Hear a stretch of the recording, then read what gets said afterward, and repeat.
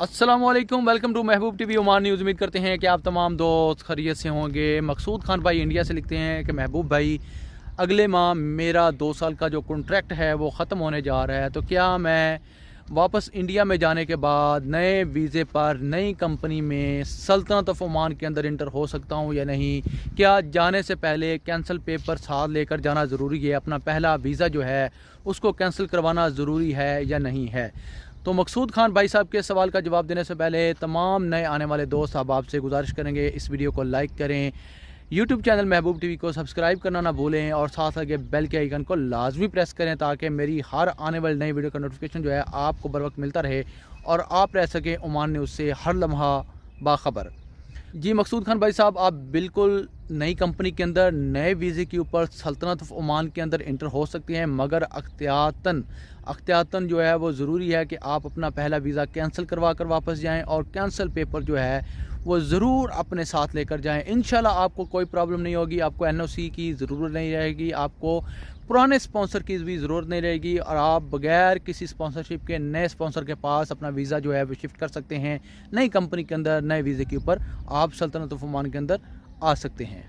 अगला सवाल है हमज़ा कश्मीरी भाई का, लिखते हैं महबूब भाई, मैंने लाइसेंस का जो फ़ाइन था वो पे कर दिया था, मगर मेरा वीज़ा 1 साल तख़ीर का शिकार हो गया, 1 साल ओवर स्टे कर लिया, 1 साल मेरा वहाँ का रेजिडेंट कार्ड ऑफ ओमान नहीं बना, लिहाजा मैं आउट पास हासिल करके वतन वापस आ गया।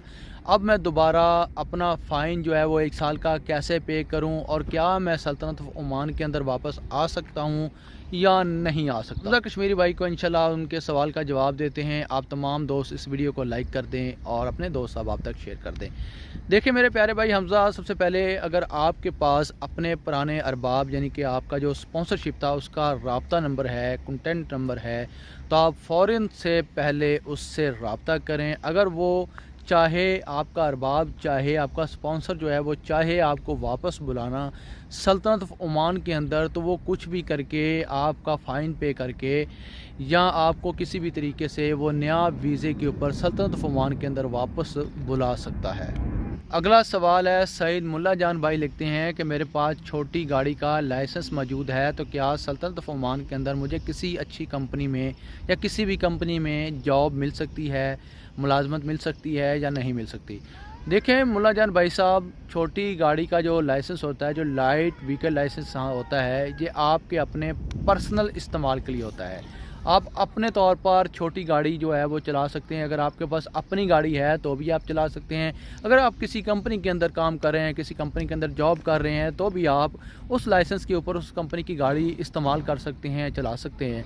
मगर छोटे लाइसेंस के बेस पर आपको यहाँ पर जॉब मिलना बहुत ज़्यादा मुश्किल है, क्योंकि छोटी गाड़ियों का काम जो है वो ज़्यादा नहीं है, ज़्यादा 3 टन का काम है जो कि ओमानी लोग चलाते हैं, खारजियों को ममनू है।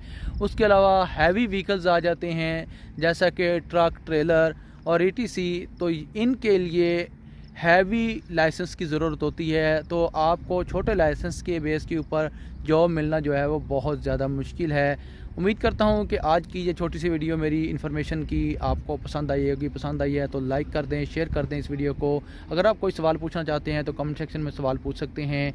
इससे पहले आप वीडियो को लाइक करेंगे और शेयर करेंगे। शुक्रिया, अल्लाह हाफ़िज़।